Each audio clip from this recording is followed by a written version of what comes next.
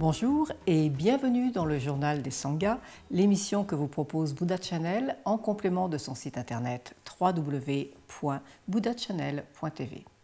Dans le sommaire de notre journal ce mois-ci, rencontrez le réseau de centres bouddhistes Rigpa et découvrez le livre Tao Te Ching de Lao Tse. Mais tout de suite, votre agenda du mois de septembre.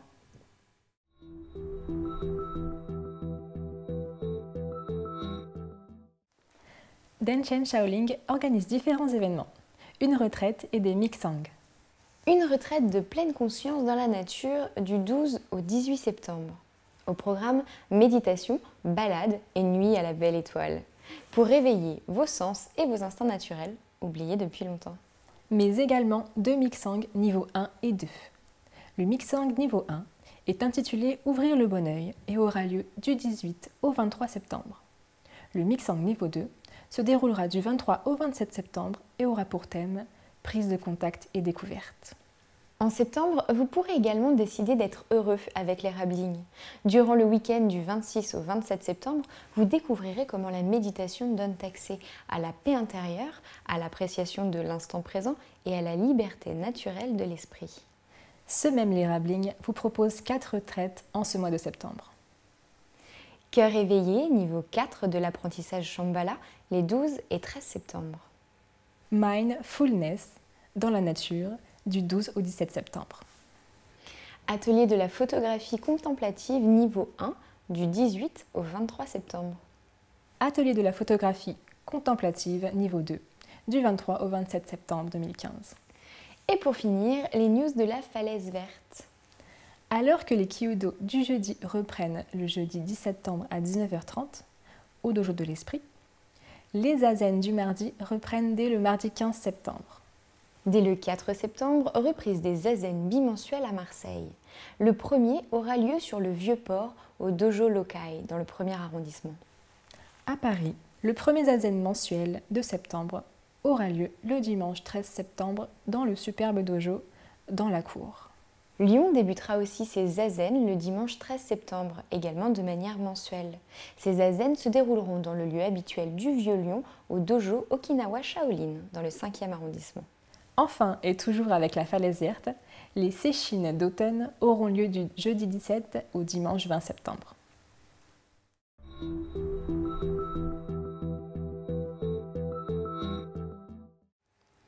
Rigpa est un réseau de centres et de groupes bouddhistes fondés par Sogyal Rinpoché. Le but de ces centres, présenter la tradition bouddhiste du Tibet d'une façon à la fois authentique et aussi adaptée que possible au mode de vie et aux besoins de notre monde contemporain. Ouvert à la sagesse de toutes les écoles et de toutes les traditions bouddhistes, Rigpa, sous le gracieux parrainage et avec les conseils de sa sainteté le Dalai Lama, offre à tous ceux qui suivent les enseignements bouddhistes un chemin complet d'études et de pratiques, ainsi que l'environnement permettant de faire pleinement l'expérience des enseignements. Mais Rigpa cherche également comment appliquer la sagesse et la compassion des enseignements du Bouddha aux différents domaines de la vie contemporaine. Aujourd'hui, le réseau comprend plus de 130 centres et groupes dans 41 pays de par le monde. Maître bouddhiste tibétain de renommée internationale et fondateur de ce réseau, Sogyal Rinpoché est l'auteur du célèbre Livre tibétain de la vie et de la mort. Né au Kham, au Tibet oriental, il fut reconnu dès son plus jeune âge comme l'incarnation de l'Érable Lingpa Terton Sogyal, qui est en 1856-1926 un grand maître et saint visionnaire du XIXe siècle. Il reçut la formation traditionnelle dans lama tibétain sous la supervision de Jamyang Khyentse Chogi Lodro, l'un des maîtres spirituels les plus extraordinaires du XXe siècle, et qui éleva Rinpoché comme son propre fils. Pour plus d'informations sur le réseau Rigpa ou sur les centres bouddhistes qu'il réunit, rendez-vous sur www.rigpafrance.org ou dans la rubrique annuaire de Buddha Channel.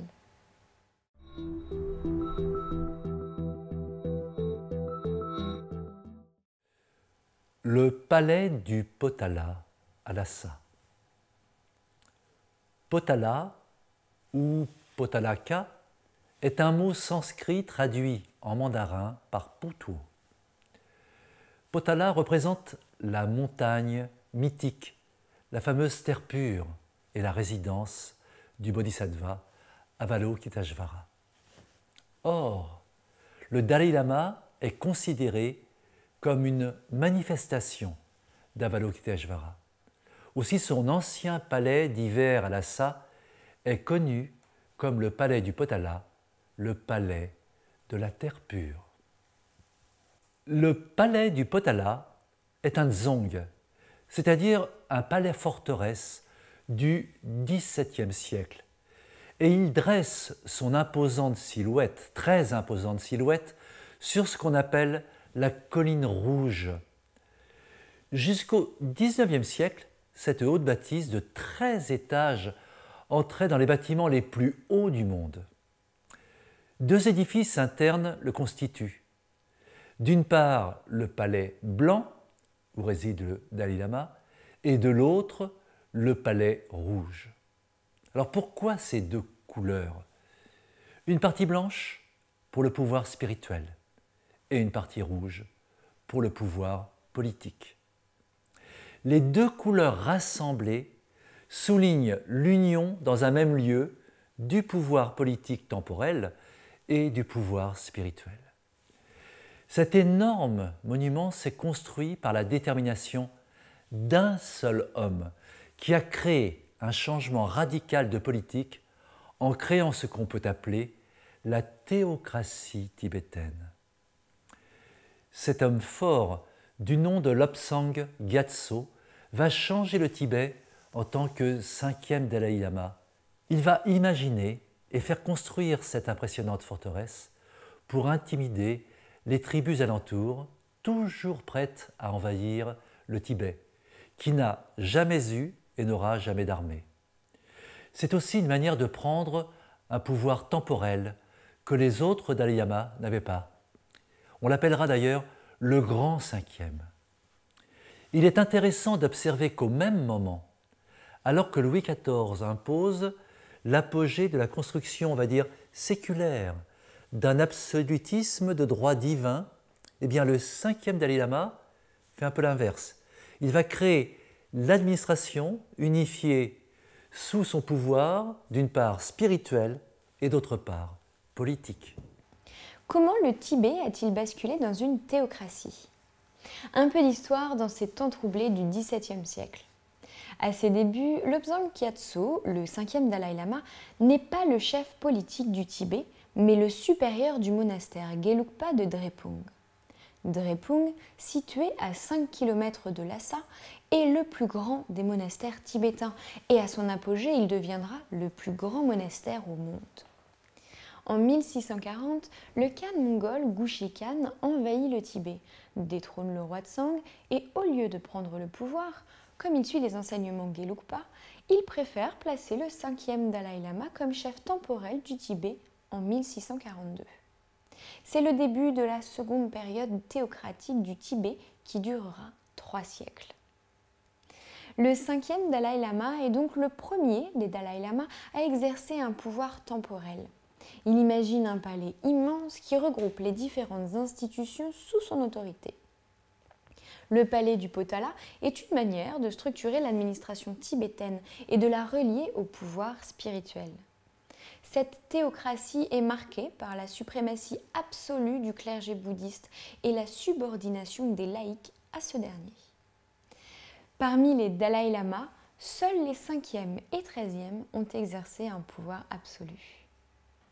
La construction de ce monument architectural est assez incroyable. Elle commença l'année même de l'intronisation du Dalai Lama comme chef temporel.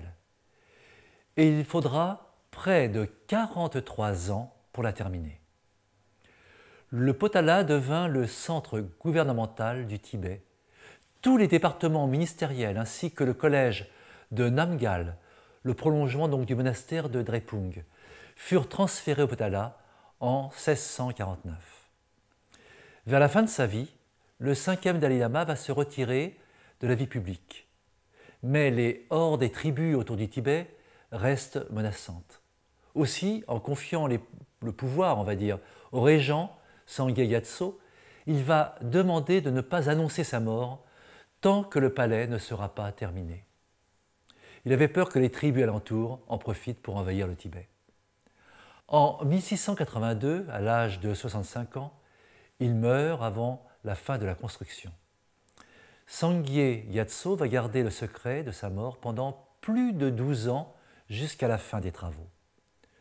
Pour le peuple tibétain, c'est simple, il n'est pas étonnant que leur Dalai Lama reste en longue retraite, puisque ces longues retraites sont couramment faites dans la tradition tibétaine. Le subterfuge fonctionne. Quand sa mort est enfin annoncée, des moines bien sûr vont partir à la recherche du 6e Dalai Lama, qui vont trouver un adolescent qu'ils reconnaîtront comme leur nouveau Dalai Lama. Seulement, c'est la première fois qu'un lama comme ceci est reconnu très tardivement.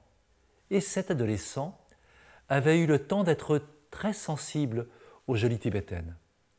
Il refusera de prendre ses vœux de chasteté et sera le Dalai Lama qui aimait les femmes.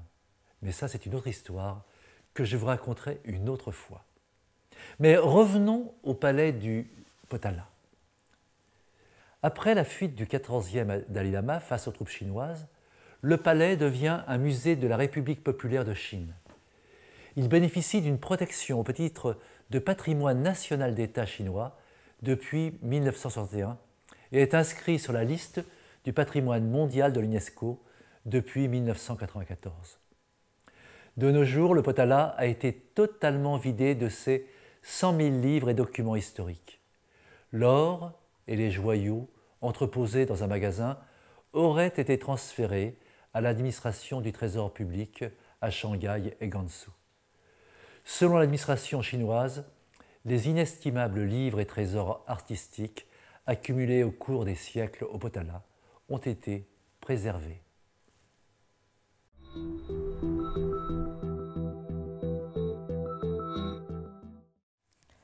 Le Tao Te Ching, le livre de la voie et de la vertu, écrit au VIe siècle avant Jésus-Christ par Lao Tse, est un classique de la sagesse chinoise.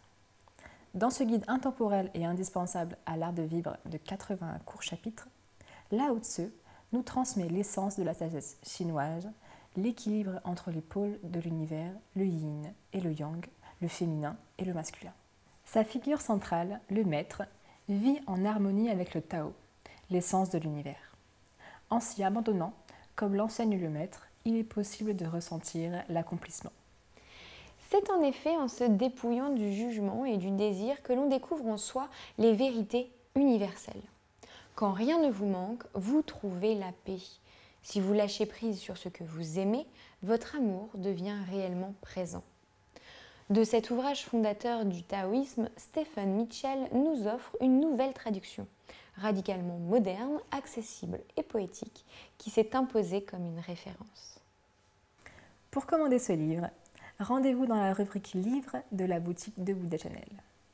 Nous vous rappelons qu'en commandant sur notre boutique, vous permettez à notre équipe de vous transmettre chaque jour au mieux les actualités bouddhistes.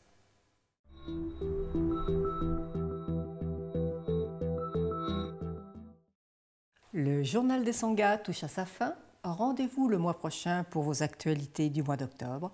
Mais en attendant, retrouvez-nous sur notre site www.buddhachannel.tv ou sur notre page Facebook.